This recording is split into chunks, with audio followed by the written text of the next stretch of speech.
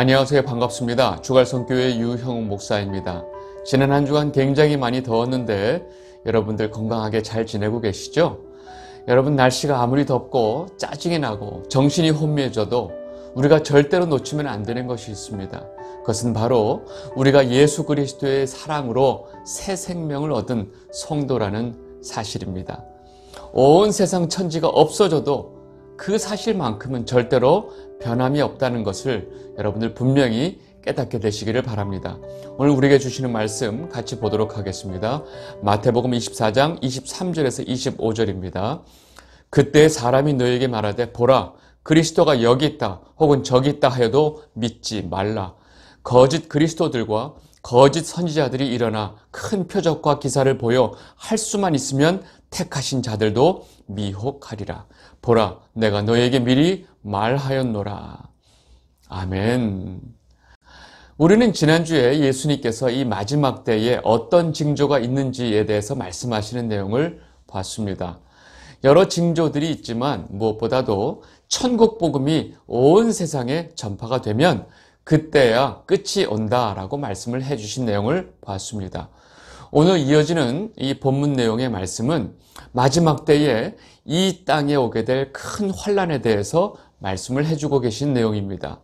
오늘 말씀하시는 주요 내용은 모든 사람들이 이전에 보지 못한 큰 환난이 온다는 것입니다. 오늘 제가 다시 한번 분명하게 말씀을 드리고 싶은 것은 지금 예수님께서 말씀하시는 이 예언의 말씀은 이미 역사 속에서 예루살렘이 로마에 의해서 파괴되면서 한번 일어났습니다. 그러나 지금 예수님의 말씀은 이미 역사 속에서 일어난 예루살렘의 멸망만을 말씀하시는 것이 아니고 앞으로 온 세상의 마지막 종말의 때에 일어날 일에 대해서 말씀을 하고 계신다는 사실입니다. 이 사실을 꼭 기억하시고 오늘 이어지는 본문을 좀 보도록 하겠습니다. 마태복음 24장 15절입니다. 그러므로 너희가 선지자 다니엘이 말한 바 멸망에 가증한 것이 거룩한 곳에 선 것을 보거든 읽는 자는 깨달을진저.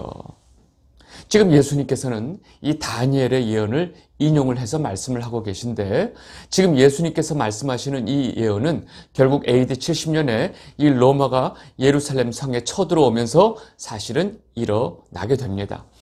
그러나 이 예언은 동시에 온 세상의 마지막 때에 일어날 일을 말씀을 하고 계신 것입니다. 이 세상의 마지막 때에 멸망에 가증한 것이 거룩한 곳에 서는 것을 우리가 어떻게 이해하면 좋을까요? 이에 대해서는 이 데살로니가 후서에서 바울이 좀 더 구체적으로 설명을 하고 있습니다. 데살로니가 후서 2장 3절에서 4절입니다. 누가 어떻게 하여도 너희가 미혹되지 말라. 먼저 배교하는 일이 있고 저 불법의 사람 곧 멸망의 아들이 나타나기 전에는 그 날이 이르지 아니하리니 그는 대적하는 자라. 신이라고 불리는 모든 것과 숭배함을 받는 것에 대항하여 그 위에 자기를 높이고 하나님의 성전에 앉아 자기를 하나님이라고 내세우느니라. 마지막 때에 이루어질 이 예수님의 예언은 바로 이 적그리스도, 즉 멸망의 아들이 나타나서 자기를 하나님이라고 하면서 스스로 하나님의 자리에 앉게 되는 것을 지금 말씀을 하고 계신 것입니다.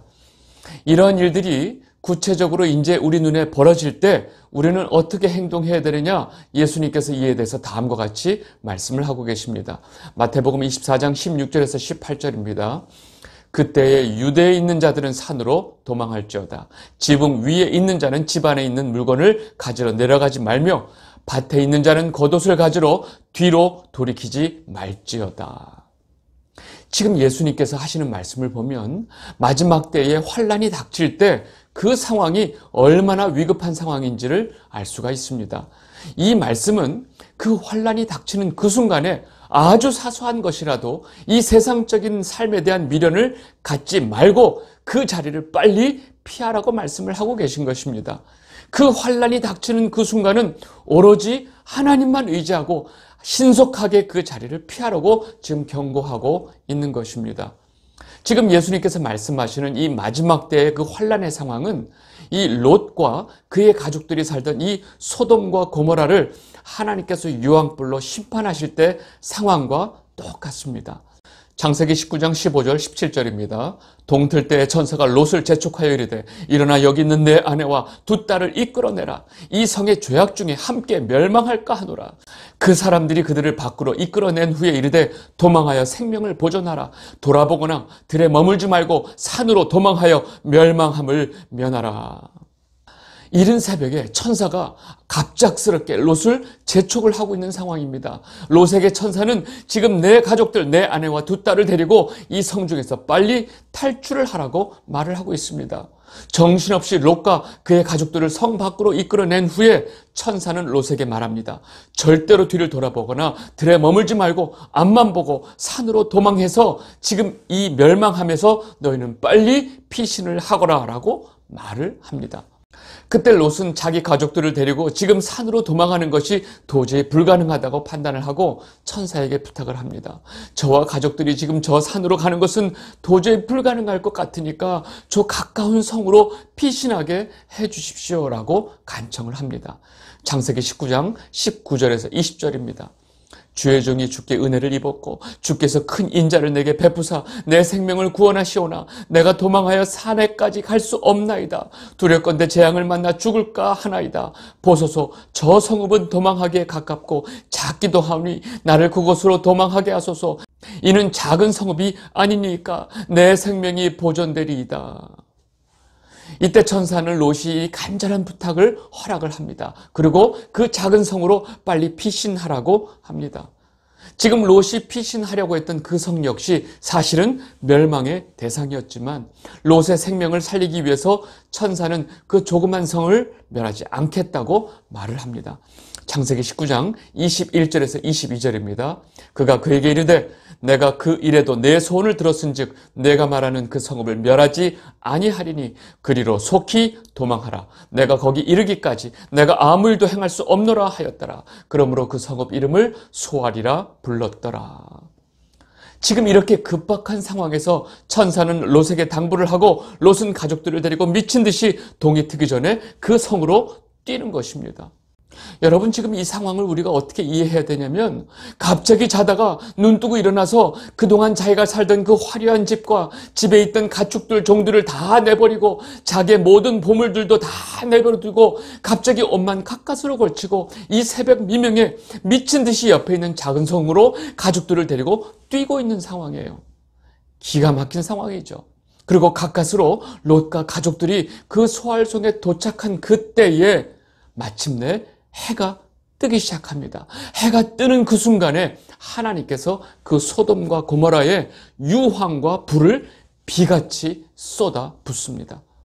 이때 롯의 아내는 그 상황에서 자기가 누리고 있었던, 자기가 소유하고 있었던 그 소돔성의 집과 그 모든 것들에 대한 미련이 너무나 강했습니다. 그리고 천사가 분명히 뒤를 돌아보지 말라고 명령했음에도 불구하고 이 롯의 아내는 그 세상적인 것에 대한 미련 때문에 마침내 뒤를 돌아보게 됩니다. 창세기 19장 23절에서 25절입니다. 롯이 소알에 들어갈 때에 해가 돋았더라. 여호와께서 하늘 곧 여호와께로부터 유황과 불을 소돔과 고모라에 비같이 내리사 그 성들과 온 들과 성에 거주하는 모든 백성과 땅에 난 것을 다 엎어 멸하셨더라.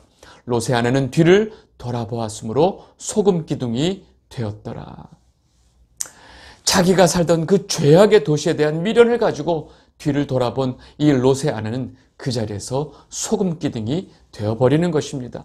그리고 그 순간 온갖 악을 행하던 여호와 앞에 악을 행하던 소돔과 고모라에 살던 모든 사람들은 잠에서 눈을 뜨는 순간 하늘에서 유황과 불이 비같이 쏟아져 내려서 그 성의 모든 사람들이 다 멸망을 당하게 되는 것입니다.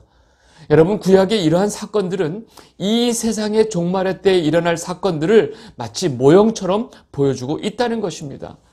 예수님께서는 그 마지막 환란의 그 순간에 이 세상의 미련을 가지고 지붕에서 집으로 내려가서 자기 소중한 것을 가지러 내려가지 말라고 말씀하고 계시고 또 네가 밭을 매다가 밭 모퉁이에 놔둔 그 겉옷을 가지러 말라고 경고하고 계신 것입니다.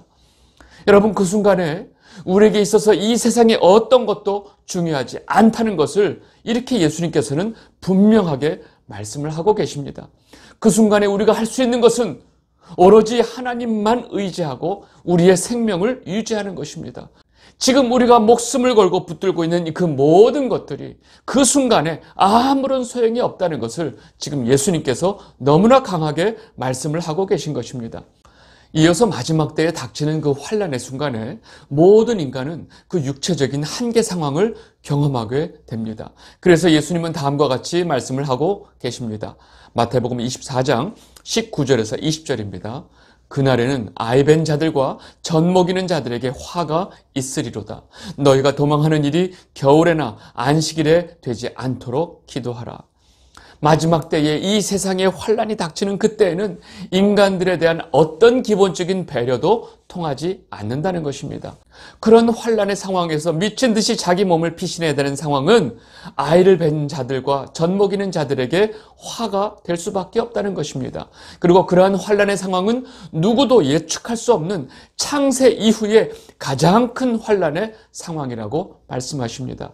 마태복음 24장 21절 22절 이는 그때 큰 환난이 있겠습니다. 창세로부터 지금까지 이런 환난이 없었고 후에도 없으리라. 그 날들을 감하지 아니하면 모든 육체가 구원을 얻지 못할 것이나 그러나 택하신 자들을 위하여 그 날들을 감하시리라. 하나님께서 행하시는 이 마지막 때의 환난은 어떤 인간도 감당할 수 없는 너무나 무서운 환난의 순간이라는 것입니다. 세상을 쥐고 흔들던 자들이 아무리 자신들을 위해서 만들어 놓은 최고의 시설을 갖춘 피신처라 할지라도 다 소용이 없다는 것입니다. 하나님께서 그 환난의 날들을 줄이지 아니하면 아무도 그 환난을 감당할 수 없어서 구원받을 수 있는 인간이 아무도 없을 것이라고 지금 말씀을 하고 계십니다. 그러나 하나님께서 택하신 자들을 위해서 그 환난의 날들을 감하신다고 말씀하십니다. 여러분, 이 말씀은 그 환난 속에서 하나님의 택하신 자들을 하나님께서는 챙기고 보호해 주신다는 그 의미가 있다는 것입니다. 그리고 지금 예수님께서 말씀하시는 이 큰 환난의 상황은 요한계시록에서 좀 더 구체적으로 설명을 하고 있습니다. 요한계시록 6장 15절에서 17절입니다. 땅의 임금들과 왕족들과 장군들과 부자들과 강한 자들과 모든 종과 자유인이 굴과 산들의 바위 틈에 숨어 산들과 바위에게 말하되 우리 위에 떨어져 보좌에 앉으신 이의 얼굴에서와 그 어린 양의 진노에서 우리를 가리라. 그들의 진노의 큰 날이 이르렀으니 누가 능히 서리요 하더라. 지금 성경이 말하고 있는 그 인간의 부류가 전부 7부류로 표현을 하고 있습니다. 임금들, 왕족들, 장군들, 부자들, 강한 자들, 모든 종, 자유인. 이렇게 7개의 그 인간의 부류를 설명하고 있는 것은 7이라고 하는 완전수를 써서 이 땅에 있는 모든 사람들을 지칭을 하는 것입니다. 그리고 이들이 지금 뭐라고 말을 하고 있느냐? 산들과 바위들에게 우리를 저 하나님과 어린 양의 진노에서 우리를 가려달라고 지금 말을 한다는 것입니다. 여러분, 이 상황이 얼마나 모든 인간들에게 감당할 수 없고 두렵고 심각한 상황이라는 것을 말하고 있는 것입니다. 그리고 이 마지막 때에 오는 이 대환란은 바로 하나님과 어린 양의 진노라는 사실을 우리는 분명히 알아야 합니다. 그리고 그 진노의 날을 감당할 수 있는 자들은 아무도 없다고 말을 하고 있는 것입니다. 누가 이 진노의 날에 능히 설 수 있으리요? 라고 지금 말을 하고 있습니다. 그런데 그렇게 모든 인간들이 감당할 수 없는 그 큰 환난 속에서 그 진노의 날을 감당할 뿐만 아니라 하나님을 찬양하는 자들이 있다는 것입니다. 요한계시록 7장 9절에서 10절입니다. 이 일 후에 내가 보니 각 나라와 족속과 백성과 방언에서 아무도 능히 셀 수 없는 큰 무리가 나와 흰 옷을 입고 손에 종려 가지를 들고 보좌 앞과 어린 양 앞에 서서 큰 소리로 외쳐 이르되 구원하심이 보좌에 앉으신 우리 하나님과 어린 양에게 있도다 하니. 지금 이런 무서운 진노의 환난 속에서 셀 수 없는 큰 무리가 흰 옷을 입고 종려 가지를 들고 하나님과 어린 양을 찬양하고 있는 것입니다. 여러분, 이들이 누구일까요? 지금 이들은 이 땅에 무서운 환난이 오기 전에 하늘로 들림받고 자신들은 환난도 받지 않고 저 위에서 이렇게 기쁘게 찬양만 하고 있는 것일까요? 아닙니다. 성경이 이에 대해서 다음과 같이 정확하게 말을 하고 있습니다. 요한계시록 7장 13절에서 14절입니다.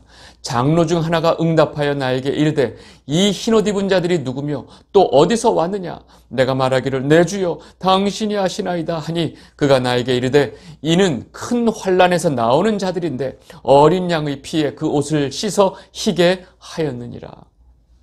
지금 이 성경이 분명하게 말을 하고 있습니다. 지금 하나님 아버지와 어린 양을 찬양하는 그들은 큰 환난에서 나오는 자들이고 그들 모두는 어린 양의 피에 옷을 씻어 옷을 희게 한 자들이다 라고 말을 하고 있습니다. 지금 이들이 흰 옷을 입었다는 것은 예수 그리스도의 피로 그 죄를 사함받은 성도들을 상징적으로 표현하고 있는 것입니다. 그리고 그 흰 옷 입은 성도들은 어디서 나왔다고요?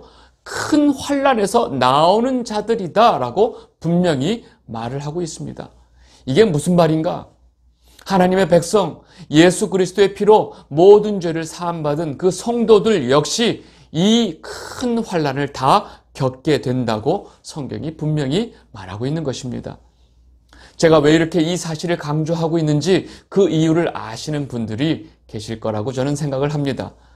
자꾸 이 마지막 대환난 때에 성도들은 그 전에 공중에 들림받아서 절대로 그 환난을 당하지 않을 것이다 라고 주장하는 분들이 너무 많다는 것입니다. 그리고 그 주장을 그렇게 믿고 따르는 자들이 너무 많다는 것입니다. 여러분, 우리는 우리가 믿고 싶은 대로 믿으면 안 됩니다. 성경이 말씀하시는 것을 그대로 믿어야 한다는 것입니다.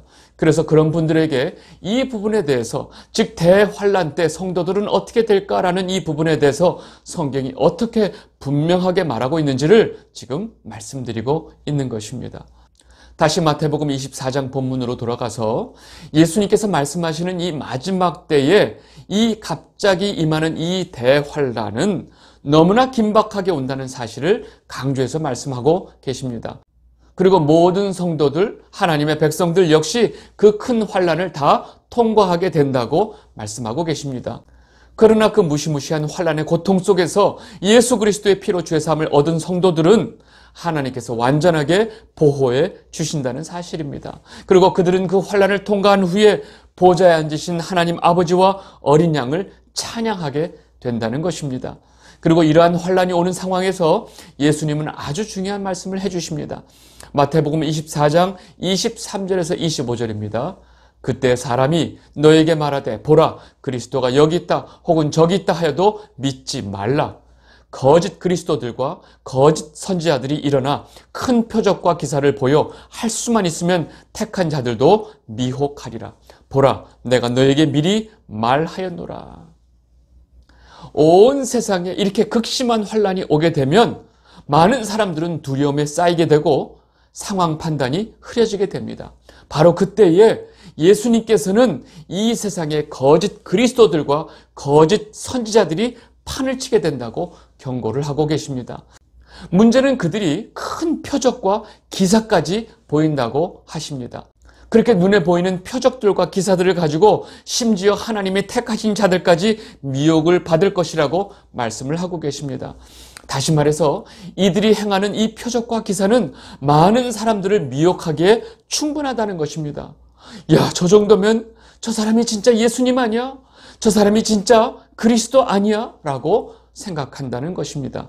예수님께서는 절대로 그런 자들을 믿지 말라라고 경고를 하고 계신 것입니다. 그래서 우리는 이 마지막 때에 모든 사람들이 놀랍게 여기는 기적을 행하고 이적을 행하는 자들을 경계해야 합니다. 그리고 그런 기적을 통해서 사람들을 미혹시키면서 자기가 그리스도라고 말하는 거짓 그리스도들과 그런 거짓 그리스도를 믿으라고 하는 또 거짓 선지자들을 우리는 더욱 경계해야 한다는 것입니다. 여러분, 실제로 이 땅에 예수님이 오실 때는 예수님이 오셔가지고 큰 이적을 행하거나 사람들을 미혹해서 끌어모으거나 이런 일은 하지 않는다고 말씀을 하시는 것입니다. 그러니까 그런 일을 행하는 자들을 우리는 분명히 경계해야 한다라고 지금 말씀을 하고 계십니다. 그러면 실제로 예수님이 오실 때는 어떻게 오시느냐? 마태복음 24장 26절 27절입니다. 그러면 사람들이 너에게 말하되 보라 그리스도가 광야에 있다 하여도 나가지 말고 보라 골방에 있다 하여도 믿지 말라. 번개가 동편에서 나서 서편까지 번쩍임같이 인자의 임함도 그러하리라. 아멘. 여러분, 실제로 예수님께서 이 땅에 오실 때 그 모습은 마치 번쩍이는 번개와 같이 오신다고 말씀하십니다. 그렇게 번개같이 오시는 예수님을 보고 사람들이 여기 그리스도가 있다, 저기 그리스도가 있다 라고 말할 수조차 없다는 것입니다. 우리는 지난주서부터 24장에서 예수님께서 하신 말씀을 간단히 정리를 해봐야 합니다. 처음에 예수님께서 제자들에게 이 땅의 마지막 때의 징조에 대해서 말씀을 해주셨죠. 우리 지난주에 그 내용을 봤는데, 문제는 예수님께서 말씀하신 그 징조들이 예수님 부활승천 이후에, 즉 초대교회에서부터 지금 이 순간까지 그 징조들이 넘쳐난다는 사실입니다. 다시 말해서 2000년이 넘는 그 시간 동안 예수님께서 말씀하신 말세의 징조들이 계속 있었다는 사실입니다. 그리고 실제로 예수님이 이 땅에 오시는 그 순간에, 그리고 이 땅의 마지막 환란이 닥치는 그 순간은 우리가 매일같이 살아가는 일상 중에 한순간에 번개같이 오신다는 것입니다. 우리가 예수님이 온다고 하는 그 사건을 여기저기 소문을 통해서 듣거나 여기저기 기적을 행하는 일을 통해서 우리가 알거나 그리스도가 여기 있다 저기 있다라는 말들을 듣고 알 수가 없다는 것입니다. 그러니까 절대로 그런 자들의 말을 듣지 말라라고 분명히 말씀을 하고 계신 것입니다. 왜냐하면 예수님께서 다시 오실 때는 번개같이 번쩍하고 오시기 때문에 그렇습니다. 이 영상을 보고 계신 주갈성 성도 여러분, 지금 예수님께서 말씀하신 내용을 보면 지금 이 순간 예수님께서 번개같이 오셔도 하나도 이상하지 않다는 것을 우리는 알아야 합니다. 우리는 매 순간 주님이 오실 수 있다고 하는 그 사실을 분명히 깨닫고 언제 오시더라도 우리는 그 주님을 맞이할 준비를 하고 살아가는 것이 제일 중요하다는 것입니다. 이것이 바로 깨어 있는 것입니다. 이번 한 주도 여러분들 모두가 매 순간 예수님 어서 오시옵소서 마라나타의 고백을 하시면서 살게 되시기를 진심으로 바랍니다. 오늘 말씀 여기까지 하도록 하겠습니다. 감사합니다.